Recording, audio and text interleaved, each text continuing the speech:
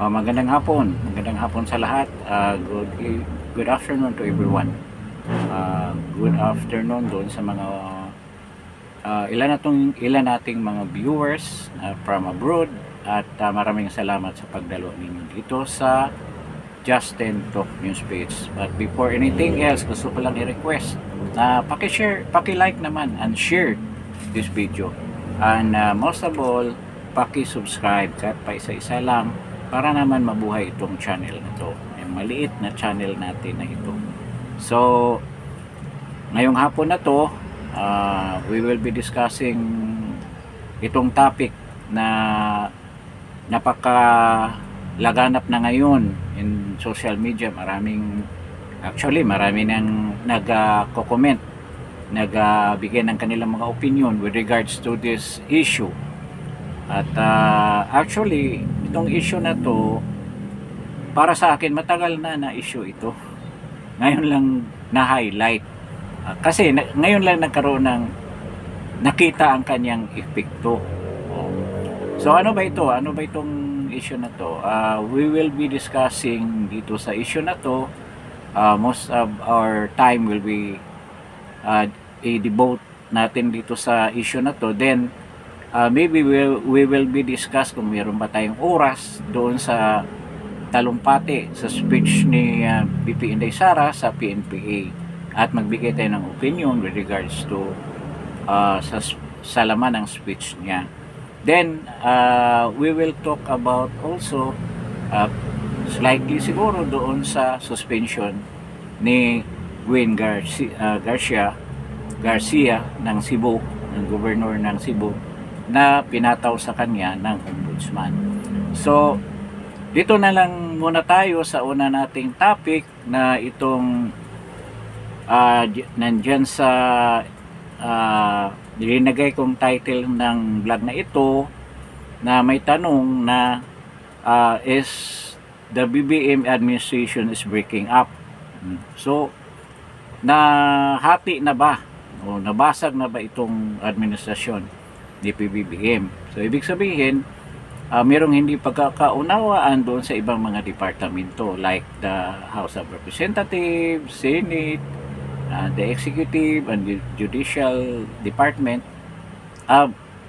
ng ating pamahalaan. Yun ang tanong natin.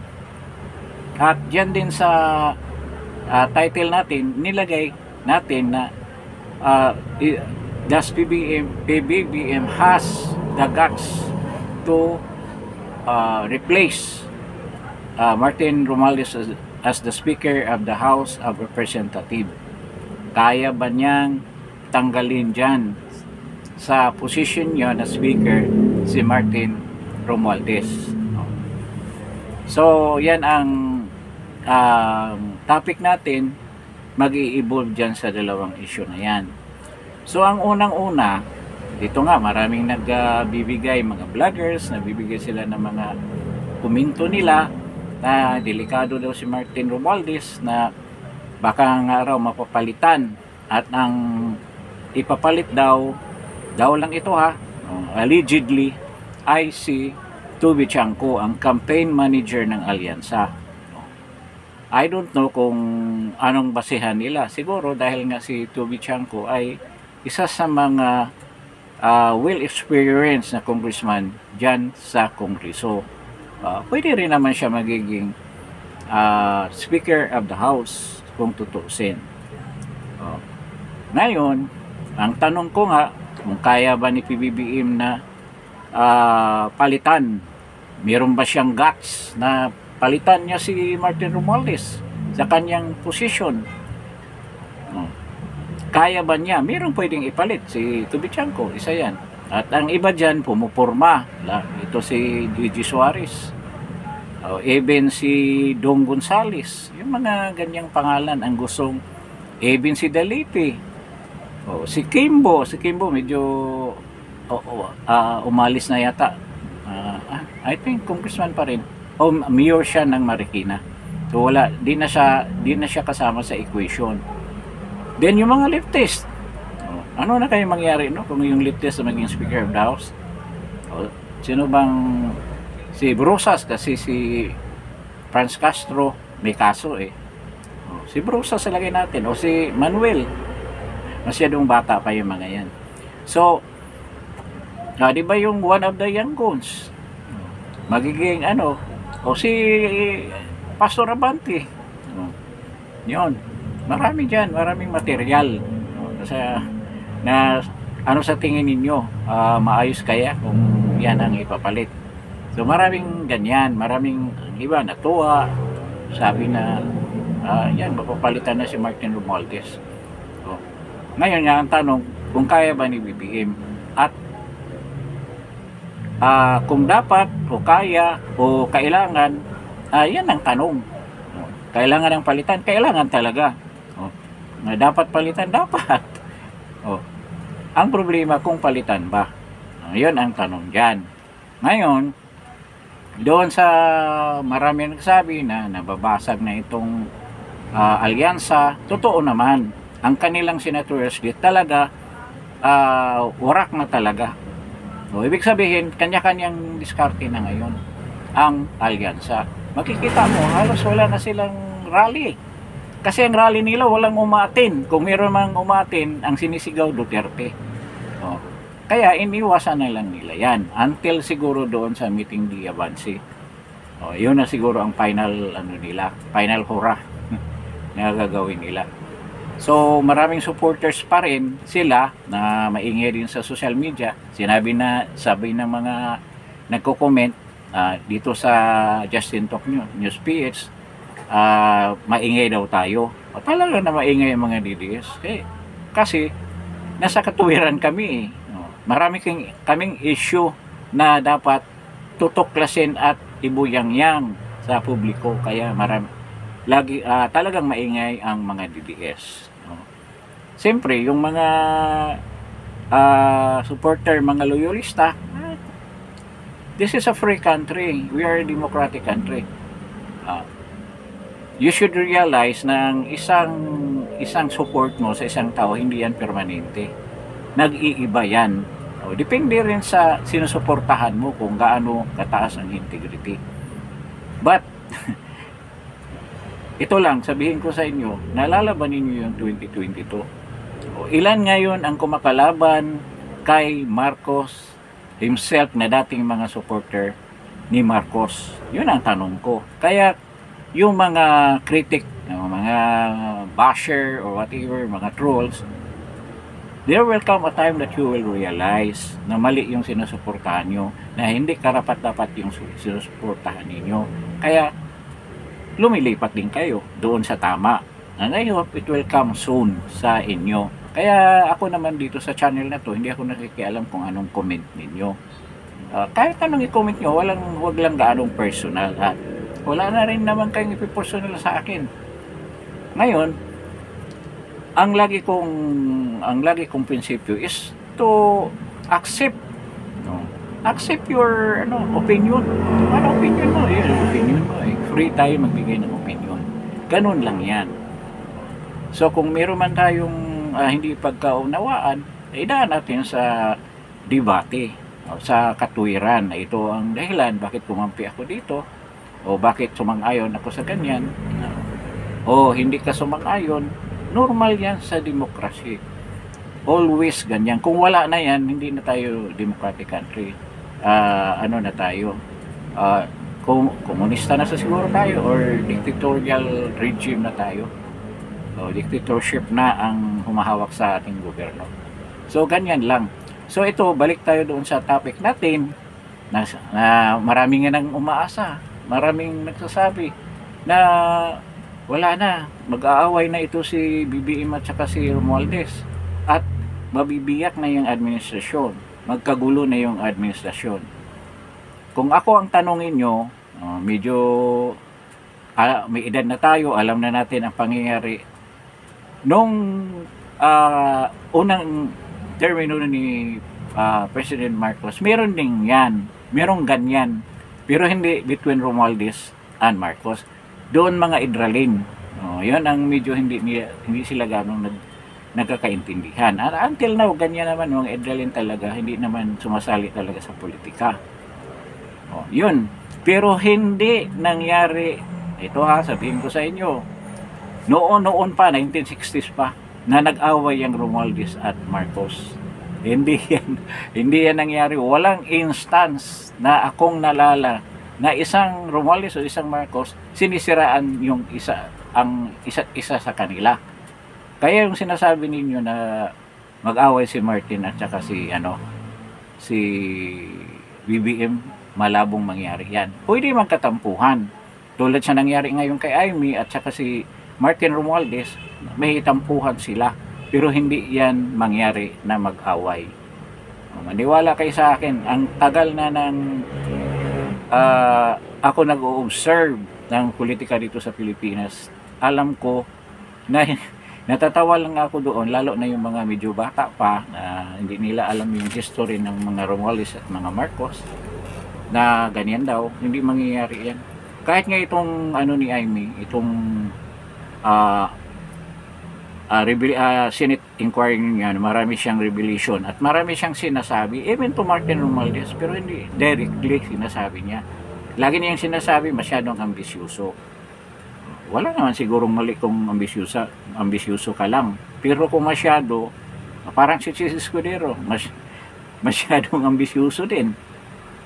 Doon ang pagkakamali. Pero hindi ibig sabihin na totally hindi na sila mag-uusap, hindi na sila mag-communicate, hindi na sila magpapansinan. Hindi ako maniwala dyan. Kasi proven yan. Alam ba ninyo, nung umalis na yung pamilyang Marcos dito sa Pilipinas, basta-basta na lang ba iniwan nila yung mga propiedad nila? Yung mga, siguro may mga pera din iniwan. Hindi mo nang pwede madala yan sa helicopter eh. At saka hindi mo naman basta-basta yan malabas. Pwede yung ibang mga jewelries na dala yun, ibang mga gold, pero hindi yan karami. Alam ba ninyo kung sinong iniwan nila? Pati yung mga negosyo, maraming iniwan. Pero ang pinaka-prominenteng kadugo nila na iniwan nila sa mga ill-gotten wealth nila ay ang mga Romualdez. Kaya nga dati, merong inquiry yata yun na natanong ito si Babes Romualdez, bakit 3 billion ang net worth niya? Hindi niya masagot-sagot. Ano bang klaseng negosyo mo na sa mabilis na panahon nakaipon ka na ganyang kalaking pera? Hindi niya masagot-sagot yun. Hindi ko lang, I can't remember. Hindi ko maalala kung kailan ba yun o anong programa yun. Basta yan, na natanong siya with regards to sa network niya. At base yan doon sa mga properties na iniwan sa kanila ng mga Marcoses. Halimbawa na lang yung tawag nito, itong People's Tonight dito sa dito sa press, People's Journal, naiwan sa kanila yan at iba pang mga propiedad. Ayaw ko lang pangalanan yung mga company, pero meron na may demandahan na nangyari yung sa party ni Lusyutan na kiniklaim na ni BBM na sa kanila, na lumaban naman si Lusyutan na hindi sa amin yan. Kung maalala niyo yan, hindi ko alam kung anong company ni Lusyutan, Fortune Tobacco ba or Foremost Farms ba, Foremost kanila ba yun? Hindi yata. Basta may negosyo yun na iniwan sa mga cronies niya. At isa dyan si Lusyutan. Diba? Nagkadimandahan yan sila noon. And I don't know until now kung buhay pa ba yung demanda na yan. Halos ilang dekada na yung demanda na yan. So, nakikita mo, hindi talaga yan maghihiwalay yung Romualdez at saka Marcos. Isa na ang blood type niyan. Kahit na hindi sila directly na nagsimula sa isang angkan, but dahil sa marriage between Marcos and Romualdez, si Imelda at saka si Marcos Sr., ganyan nangyari. At yung mga siblings niya ay yung mga anak niya. Yun ang nangyari. Kaya isa na ang blood type nila. Type C and type D. Yun ang, I don't know kung saan yung mahanap yung type ng blood type na yan. Type C and type D. Bahala na kayo maglagay ng meaning dyan sa C and D. So ganyan yan. Kaya yung umaasa, natutuwa, ay ano na, maghiwalay na, papalitan na si Martin Romualdez. Ito nga pala, mapapalitan ba? Kaya man niyang palitan si Martin Romualdez? Sa tingin ninyo? Kaya ba?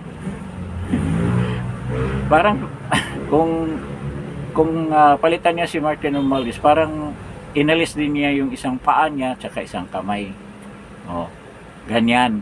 Hindi na siya makagalaw kung ganyan, kung wala yan si Martin Romualdez, sa totoo na lang. Kung alisan ka ng kamay, makagalaw ka pa ba? O makalakad ka kung wala ka ng isang paa. So ganyan ang sitwasyon kung tanggalin niya si Martin Romualdez. At hindi rin yan magpatanggal. Hindi naman sa lalaban yan, hindi yan papayag.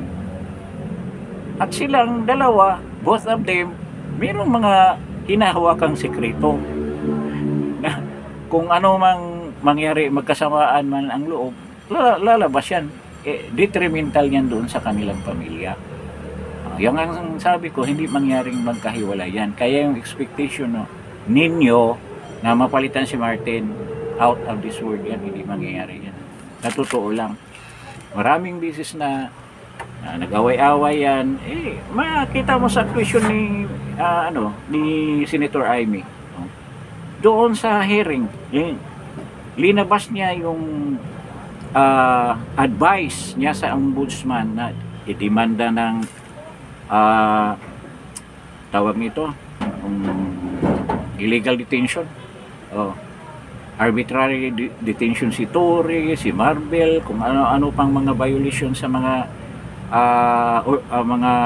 sa batas na binayulit ni John B. Cremulya, ni Boyeng. Yun ang mga dinimanda niya. How about yung mastermind? Kasi nung nag-meeting sila ni hindi nga yata nakasama si Anyo si Anyo, nagtaka ako ba't hindi kasama. Si Gibo Teodoro hindi rin kasama. Kasi siguro sa operation hindi nag-appear yung pangalan nila, pero doon sa meeting kasama sila. Na yun naman ang sinabi ni John Vic, dapat sinama yan. At during that meeting, kung saan nila pinaplano yung abduction ni President Duterte, nandoon si BBM. So anong ibig sabihin? Sino bang pinakamataas ang posisyon nila doon? Di ba si BBM? Bakit hindi siya kasama doon sa listahan na ina-advise na imbestigahan ng ombudsman? Kahit naman sabihin natin na hindi pwede i-demanda yung presidente dahil nga may siya, hindi nga siya pwedeng i-demanda. At least nakasama mo na once na hindi na siya maging presidente, pwedeng i-file doon na yung kaso na yan. I-cite mo lang siya, nakasama ng presidente. So anong ibig sabihin? Talagang diyan pa lang sa question ni Amy, puprotektahan talaga niya ang lahi niya. Minsan maganda, pero kung masama yung ginagawa, hindi maganda. So, parang kasabwat ka rin yan na pinuprotektahan mo yung taong may kasalanan. So ganyan yan. So sa akin, ang opinion ko, ang komentaryo ko dyan, hindi yan mangyari na mapapalitan.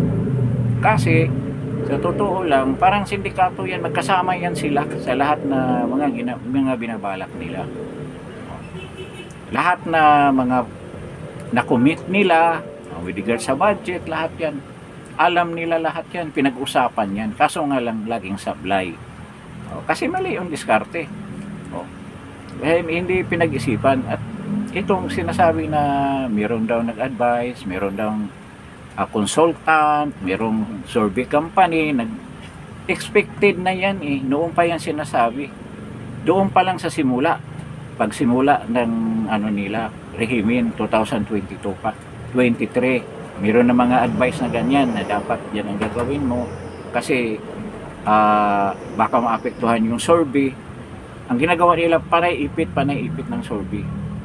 Ngayon, sabihin ko sa inyo kung anong ginawa nila ngayon para maiwasan yung malaking pagkakamali na yan at mabawasan ang gusto nila there will be a turn around of the real situation. Kung anong situation niya gusto nila hilutin na maibalik doon sa maayos na sitwasyon, at yan ang karoon ng solusyon sa mga problema na hinaharap nila ngayon at hinaharap ng bayan. Ayun ang dahilan na naapektuhan ang mga survey rates nila. So, ganito yun. Nung una, marami na nag-advise niyan, hindi lang ngayon. Ngayon na lang nila na pakinggan ng gusto. Dahil nasa punto na sila na halos babagsak na eh. Imagine, negative 29, negative 28, negative 30, negative 30 yata ang kay BBM. Ang trust rate, wala nang tiwala ang mga tao sa kanya. So kung iisipin mo, mayroon bang presidente na gumawa, nagkaroon ng negative na trust rating or performance rating na bawi pa niya ang sympathy at tiwala ng mga tao? Sa history ng Pilipinas, wala. Nakita mo si Gloria, nag-negative din yan, negative 26, hindi nakabawi. Hindi siya nakabawi talaga hanggang matapos na lang niya yung kanyang termino. Isa rin sa mga manifestation na very unpopular talaga si GMA. Nangyari mong hinuli din sila bago umalis eh. Si Dilima ang nagpahuli sa kanila, kinasuhan, paalis na lang sila sa airport, nasa airport na sila. O hinuli, kinulong, nag-hospital arrest si GMA. Ang mga tao lumabas ba sa kalsada? Lumabas ba, nagprotesta ba? Hindi. Hindi katulad na nangyari ni President Duterte ngayon. Kasi yon ang reflection ng negative na trust rating. Si President Duterte, 89, 92, o I think 87, ang trust and performance rating, umalis na siya nung pag-alis niya. Kaya talagang napakataas ng tiwala ng mga tao sa kanya kahit na paalis na sa kanyang posisyon. At yung nakaraang taon, I think last year 2024, nagkaroon din ng survey, mataas pa rin kahit na ilang taon na siya hindi naging presidente. Kaya yun ang epekto nung inabduct siya, kinidnap siya, talagang mga tao may tiwala pa rin sa kanya despite the fact na hindi na siya ang presidente. So kay BBM, gumawa sila ng paraan. Ngayon, pag-usapan natin yan kung ano mga ginawa nilang mga kaparaanan para sa tingin nila mabawi yung napakalabnaw na maputik nilang performance. Na parang kumunoy na yung naapakan nila, hindi na sila makaahon dyan sa sitwasyon na yan. So ano ba talaga ang nangyari? Ganito kasi yan, si Martin talaga ang isa sa mga planners dyan kung paano patakbuhin ang economy. Nakikita mo, laging nandyan si Martin, siya talaga ang nasa front line kung mga ganyang problema. Si Bongbong lang, si BBM nagsasalita, ganyan, pero minsan wala sa isip niya yung mga sinasabi niya. Kasi sa totoo lang ang plano nila na lahat yung lahat ng mga lahat ng mga departamento, lahat ng mga projects, mga ganyan, kukunin yung mga pundo na yan at ilagay sa program funds, which is intended pala sa ayuda. Kaya pati PhilHealth inalisan nila ng pundo, pati ang pundo ng modernization ng AFP inalis, pati ang purpose inalis, tinanggal nila lahat. Ginawa nila noong 2024, 2023, una nilang budget, then 24, yun ang ginagawa nila, inaalis nila. Hindi nila alam na magkaroon ng epekto yan in whole doon sa kanilang administration ng gobyerno. Bakit?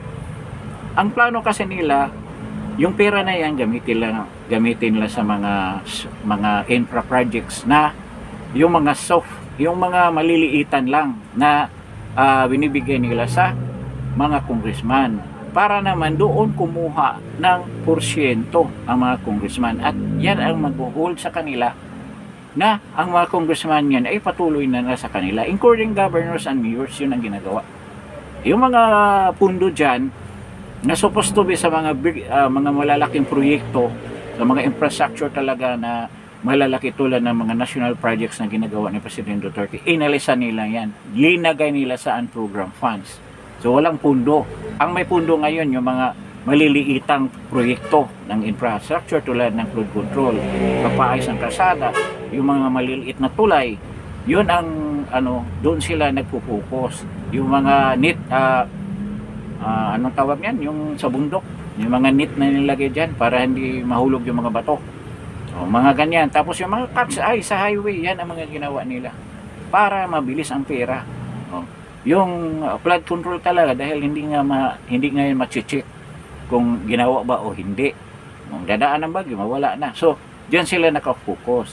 Kasi, ang plano nila, yung mga major projects, yung mga big ticket projects talaga, yun ang kukunan nila ng investor. Mga investor ang magpupundo niyan. Kaya ang first year at second year ni BBM, ikot siya ng ikot sa mundo. So, ikot ng ikot. Sa tingin niya makukuha siya ng investor. Ang nangyari, walang nag-i-invest kasi miduda sa kanya eh. Ngayon, so walang infra na nangyari. Kung wala ka kasing mga major projects na malalaki, ang trabaho niyan, walang opportunity na magkaroon ng maraming trabaho. Kaya nga, gagawa ka ng infra projects na yan malalaki para yung mga tao, yung mga laborer, mga skilled worker, pumapasok dyan sa trabaho na yan. At yan ang mag-stimulate ng economy. Kasi umiikot ang pera dyan. Yung mga negosyo na nagsusuporta sa mga construction companies na yan, umiikot din yan. Ganyan ang nangyari nung kapanahonan ni President Duterte. Kaya maganda ang economic situation ng bansa. Ngayon, inaasa nila sa investor. Inalis nila yung mga big ticket projects. Nag-expect sila na mayroong mag-invest sa kanila. Manifested yan doon sa Maharlika Fund na walang nag-invest. Ang ginawa, mismong gobyerno na ang nag-alok sa sarili niya para mag-invest diyan. Di ba kalukuhan yan? So ayun na nangyari. Ang flow ng pera nawala dahil nga walang mga infra projects. So ngayon umabot na tayo sa ganitong punto. Nasa pinakamababang na sila stage ng pag-manage nila ng bansa, ng ekonomi ng bansa sa lahat ng mga problema na hindi nila masolve. Dahil walang mga bagong mga proyekto, walang mga investor na pumasok para gumawa ng mga bagong industriya. Walang ganun. Kaya ang nangyari, ang mga tao naghihirap. Kasi yun ang major na solution dyan eh. Pagtatag ng mga negosyo na maka-generate ng maraming trabaho, yan ang hindi nangyari ngayon. Kaya ang daming tao ngayon naghihirap. Kaya makikita mo yung poverty level, grabe, tindi. That's a record for the Philippines. Ang daming self-rated na sila ay nahihirapan sa pagkain. Around kalahati ng population natin, yan ang sinasabi. Kaya totoo din naman. So, dumating nito, napakabilis na pangyayari. Kung ganyan ka pala kapabaya, para rin nagninegosyo ka. Yung puhunan mo, nilagay mo sa ibang sa ibang purpose. So, anong nangyayari? Ang puhunan mo nababawasan. So, ito na ngayon dumating sa point na to na talagang nasa almost breaking point na sa economy natin. So, ngayon pa lang sila maghahanap ng solusyon. Marami nag-advise na totoo ba ito na bumagsak na? Talagang babagsak. Expected yan noong 2023 pa sinabi. Pagpatuloy yung ginagawa ng gobyerno, hindi nakikinig. Maraming consultants, hindi lang isang consultant, maraming consultant yung executive department. Maraming mga hinire para lang siya dyan, ganyang posisyon. Pero hindi nakikinig. Nakita mo yun ang pangalan noon, yung sasalita sa IDSA. Na eksperto sa economy from UP.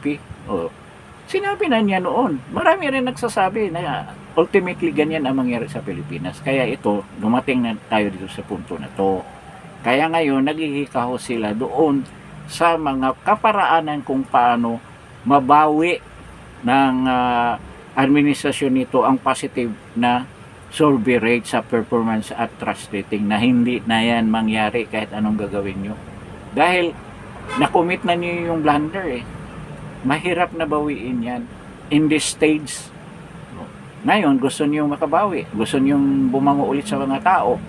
Kaya ang plano nila ng PCO maging active, sila Claire Castro, diyan sa deklara na magandang sitwasyon natin sa bansa, okay yung economy natin, okay yung nilunsad nila itong 20 pesos na per kilo na bigas, na patuloy hindi. Ngayon lang yan, parang band-aid solution lang yan para mawala kayo sa notion ng mga tao, malipat doon sa positive na ngayon ay talagang sobra pa sa negative ang pakiramdam ng mga tao sa sitwasyon nila, sa sobrang kahirapan. Mahirap yan. Ngayon lang kayo mag-generate ng trabaho. Paano kayo mag-generate? Wala kayong mga projects. Ngayon lang kayo gagawa ng projects.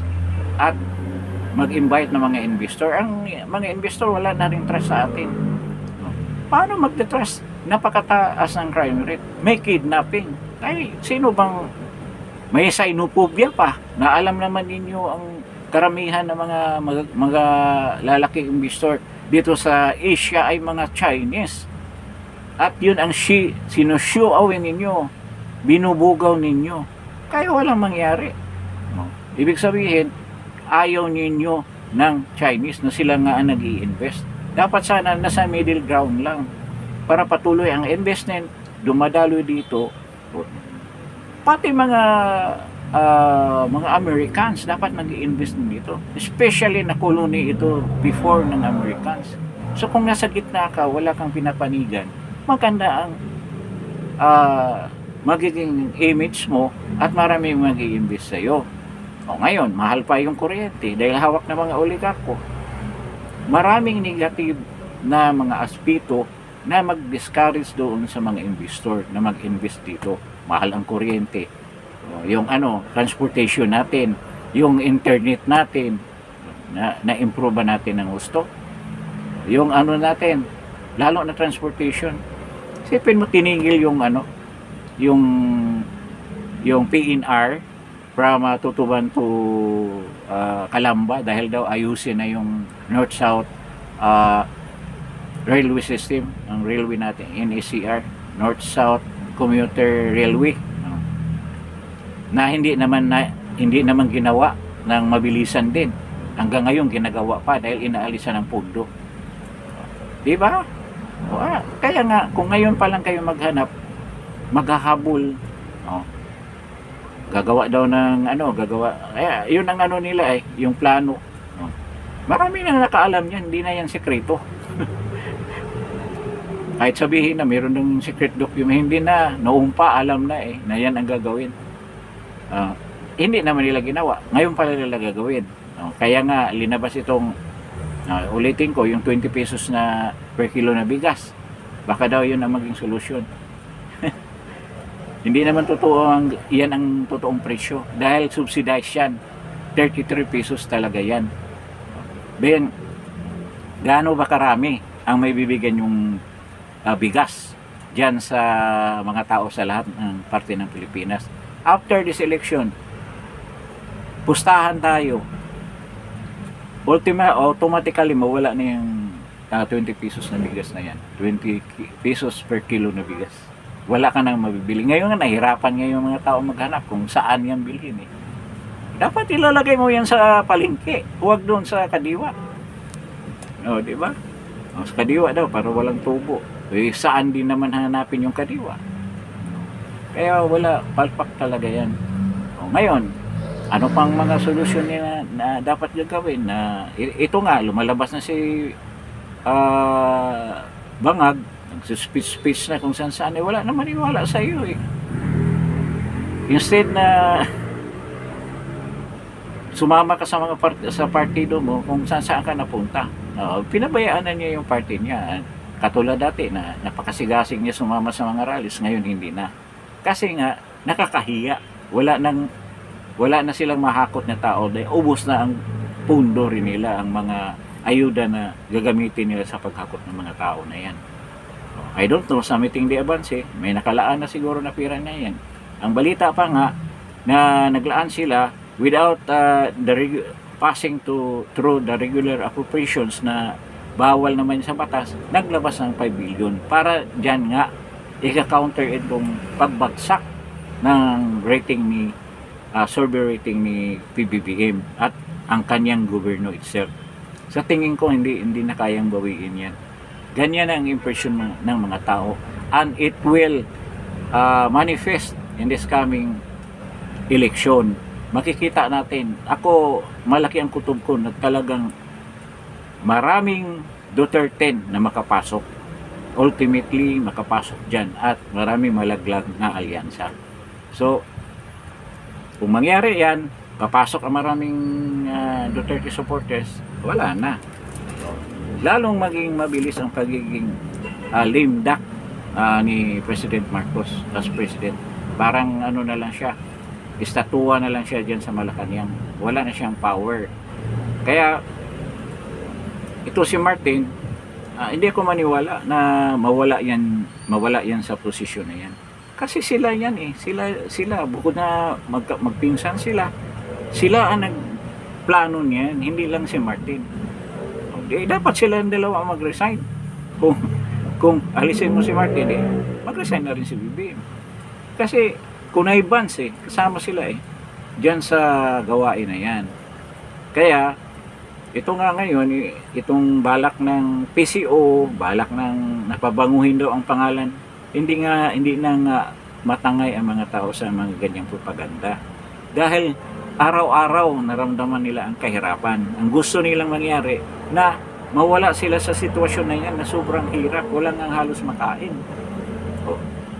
Nagbigay kayo ng bigas doon lang sa Visayas. Bakit hindi kayo nagbigay dito sa Tondo, hindi kayo nagbigay dito sa Pasay, sa Paranaque, sa Quezon City, dito sa may Tatalon, yung mga areas na yan, sa Litix, doon kayo naglagay ng mga, di ba? Maraming taong nangailangan dyan. So ano lang talaga yan, pamumulitika lang ginawa para nga mapabango si PBBM, pero wala na mangyari. Paano niya dipinsahan yung pinaka prominente niyang issue na hinaharap, yung regards to the Pulburon News, na hindi naman niya masagot-sagot yan. Hindi niya ma-prove na hindi yan totoo through a hair follicle test. Paano ngayon yun? Kaya wala, kahit na anong patuwad-tuwad ka pa dyan, ganyan ang impression sa tao sa'yo. Kaya ka ganyan, kaya ka indecisive, no political will, dahil nga under the influence ka ng pulburon all the time.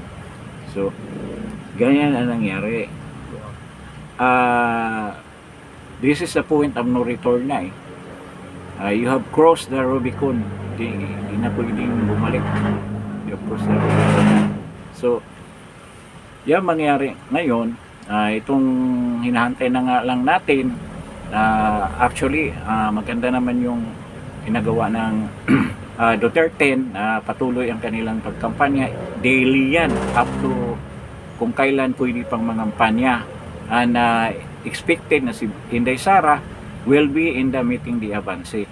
But maganda sana yung mga rallies in other provinces, kung hindi naman gahol sa oras si VP Sara doon sa gawain niya as Vice President, dapat sumama din siya. So iba talaga ang dating kung nandyan si VP Sara. Nakita mo naman yung nangyari doon sa District 6, di ba? Nag-iyakan yung mga anak tsaka asawa ni Abante. Si Inday parang sinasabing bastos. Sinong naglabas ng dila? Sino naglabas ng dila? Di ba yung pastor? Pastor pa siya, naglabas siya ng dila. Sinong bastos? Di siya ang bastos. Hindi si Inday Sara. Hindi nga nagmumura si Inday Sara nung panahon na yun. Kahit Chua, minumura niya dahil minumura din siya. Di ba? At yan si Inday, sanay yan sa mga away-away. Hindi lang ninyo alam ano nangyari sa Mindanao. na mayor siya. Meron, hindi ko alam kung yung binumba yung Blumentritt dyan, yung LRT. Sino kay mayor noon? Hindi ko alam ba si Mil ano yata, Lopez. Yan si Inday, ilang ano na yata, ilang times na siya na mayor na sa kapanahunan niya binumba yung katedral, palengke, yung ano ba yung nakalimutan, Rojas District binumba. So, sanay yan sa mga ganyang sitwasyon. Kaya hindi nyo matatakot yan. At Duterte yan, matapang yan. Kaya kayo, nagkakamali kayo eh. Yung mga kalaban ni sumisira ng mga Dutertes. Hindi nyo na measure up noon kung ano talaga mangyari. Lahat ngayon, no? Nakita mo, after, doon sa survey mismo, yung nagsasurvey ninyo, kasi nagpapasurvey din sila eh. Itong Okta, kita mo ngayon, isa yan sa mga plano para bumangon si Marcos. Isipin mo 60 bumaba lang daw ng 5 points lang si Marcos. Nakakatawa naman kayo, Okta, halatang halata kayo. Tapos si Inday 58 lang daw ang ang performance rating niya. Mataas pa si BBM, 60 si BBM, 59 pala si Inday. Nakakatawa, di ba? Tapos tumaas lang siya sa trust rating, 69. Kaya ang ano ni BBM yata 58, something like that. Ang linapas ng Okta. Nakakatawa kayo, tapos sinabi pa ninyo na hindi kayo komisyon. Hindi nga kayo komisyon, nangungumisyon lang kayo at nagpabayad. Di ba? Ganun lang kasimple. Kaya ito yung move nila para mapabango si Marcos. Ito ang tuwa naman si Marcos, nag-response na ito daw, gawin daw nila lahat, na nakikita nila na until now, gumagawa pa yung nakakatawa ang mga ginawa mo, nakakainit ng ulo mga sinasabi mo. Ngayon ito nga, simula na sila ngayon, kaya mapapansin mo active ngayon ang mga trolls, ang mga loyalista, mga vlogger ng BBM, active sila para mapabango ang image daw ni PBBM at ang gobyerno. Pero counting the number of days going into the elections, I doubt kung magkaroon pa ng epekto yan sa elections. Even itong pamimigay ng bigas, hindi ramdam ng tao yan. At na the people understood clearly na yan ay for political purposes lang ang ginagawa niyo. Para masway niyo yung mga tao na bumuto sa mga kandidato. That's the only reason. Kung sabihin mo tulong sa mga tao, hindi yan tulong. Galing din sa amin yung pera na yan. Sinusubsidize ninyo yan sa mga binibigay na binibinten yung bigas. Di ba? Parang linuto tayo sa sarili mantika. So, ganyan yan. Doon naman sa speech ni meron naman tayong isang topic itong regarding nga dito. Sandali, magbibigay ako ng conclusion. So, doon nga sa sinasabi na magkawatak-watak na yung administrasyon, hindi mangyari yan. Sabay-sabay silang babagsak, hindi yan magkawatak-watak. At si Martin Romualdez mapalitan. Parang nanaginip lang tayo kung isipin natin yan. So, yan ang sabihin ko sa inyo. I'm a political observer for a long time, kapanahonan pa ni Marcos. So, alam ko yung galaw-galawan ng mga yan. Mga ano pa yan, mga teenager pa yan ng kapanahunan. Ngayon, itong speech naman ni VP Inday, nakikita na natin talaga kung anong quality ang training ng mga pulis. Kaya tama lahat na sinasabi ni VP Inday na kakampihan mo yung taong nag-abduct sa sa isang tao, nagkanulo ng isang tao na gumagawa naman ng tama nung kapanahonan na siya ay humawak ng bansa. Ayun, lahat na sinabi ni VP Inday, tama yun. Pero kung sabihan mo yung mga bagong graduate na yan, wala, lulusot lang yan sa kabilang tinga. Kaya ang dapat talaga gawin dyan, i-revamp ang training program ng PNPA. Wala yan. Tingnan mo si Torre, galing ng PNPA yan eh. Tingnan mo anong resulta. Walang tamang indoctrination yan. Even nga ang PME, marami rin ganyan eh. Bakit si Trillanes ganyan ang asta kung PME pa yun na tama? Meron talagang bulok dyan. Kaya, ang training program nila dapat ibahin. Siguro mayroong mga subject na dapat i-infuse na ma ma-assimilate nila yung tama talagang prinsipyo diyan sa pagserbisyo mo sa bayan bilang isang pulis. Dapat yun ang i, ano mo, ano bang ibig sabihin, i-add mo diyan sa mga programs, mga training programs ng PNP, kung ano man yan. Kasi ngayon hindi natin nakikita ang daming tiwali ng kapulisan. Yung mga opisyal nga tiwali. So, useless yung training na yan. Okay naman yung training ng pulis. Okay naman yun karoon na academy para sa mga kapulisan, mga officers. Pero, may kulang. May kulang dyan. May kulang kasi ang product will speak for itself. O, tingnan mga produkto. Sila Marvel. Si Marvel PME ba o PNP? Maraming PNP na ganyan. Ang iba pa nga, mga mga ninja caps pa nga yung iba Yung kapanahon na ni President Duterte. Maraming ninja caps na galing PNP. Kaya, dapat ayusin natin yan. Sana naman si BP Inday, at siguro ako, kasi BP Inday, alam na niya yan, na ganyan ang dapat gagawin. Kung siya na maging presidente, dapat nga retraining lahat ng pulis retraining ulit, papasok ulit sa academy. Bahala na kung gagastos ang gobyerno para naman makasigurado tayo na nasa tamang mental stage o mental condition ang mga kapulisan natin na nagbabantay sa atin. Hindi yung utak criminal din, di ba? Yan ang dapat na gagawin ng itong rehime na to, na imposible naman gagawin dahil nga sila mismo ay mga corrupt din. Di ba? Sila rin ang nagko-corrupt ng mga pulis sa totoo lang. Kaya ngayon ang produkto niyan si Turi. Kita mo yan? Ngayon, sa awa ng Diyos, kung matuloy itong investigasyon ng ombudsman, si Turi ang highest pointer niya sa demanda. Ngayon sinabi ko na nga kaya don't ever expect na ganyan lang kaisa-isi ang maging buhay mo. Maapektuhan ka ng gusto. O ilagay natin, 3 years yung hindi yan basta-basta ma-dismiss yung mga kaso na yan, mabibigat yan. At aabutan yan ng more than 3 years. Kaya expected na wala ka talagang makukuha. Kung matatalo ka dyan, baka makulong ka pa nga Ayan, iba dyan, yung tulad na hindi mo inaalaw yung kamag-anak na bumibisita doon sa inaaristong tao na si President Duterte, si President Sara, and other lawyers, hindi mo inaalaw. Next of kin, anak yan, hindi mo inalaw na mabisita, ma-meet niya yung suspect ninyo. May kulong yan. Kaya malamang makulong ito si Kubre. Yan ang pamayagpag mo ngayon. Mapalitan niya ng luha. Iiyak ka dyan, Kubre.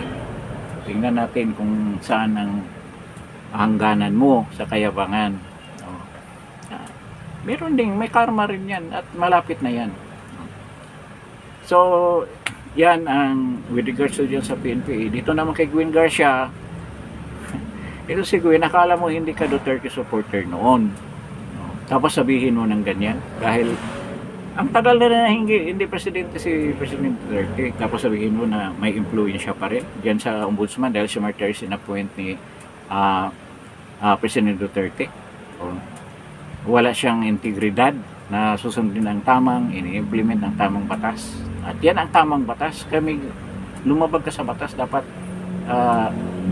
magsasuffer ka doon sa consequences na ginawa mo. So, yun ngayon ang suspension na matatamasa mo.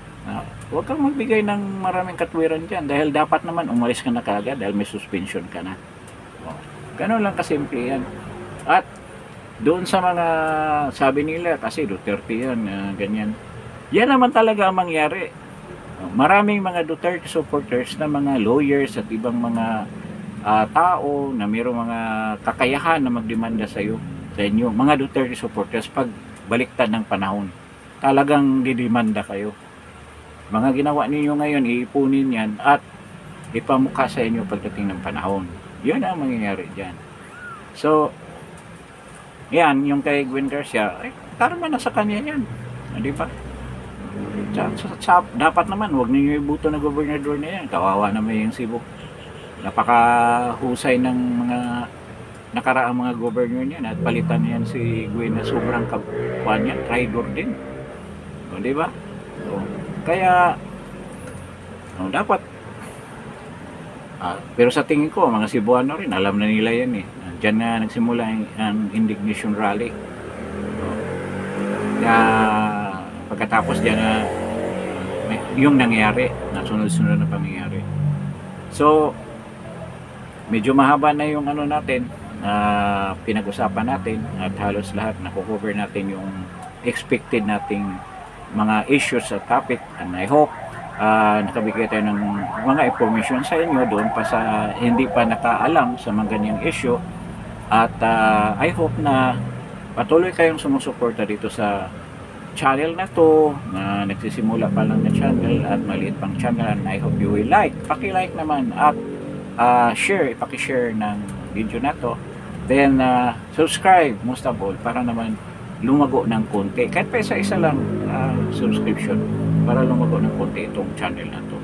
And with this, at huwag kalimutan, straight tayong Duterte, huwag niyong kalimutan yan, at tumulong kayo sa pagkampanya dito sa mga senatorial bids natin. So with this, maraming salamat sa pagdalo ninyo dito sa Justin Talk News PH, at I hope you're still around in my next vlog. Maraming salamat po at magandang hapon sa inyong lahat.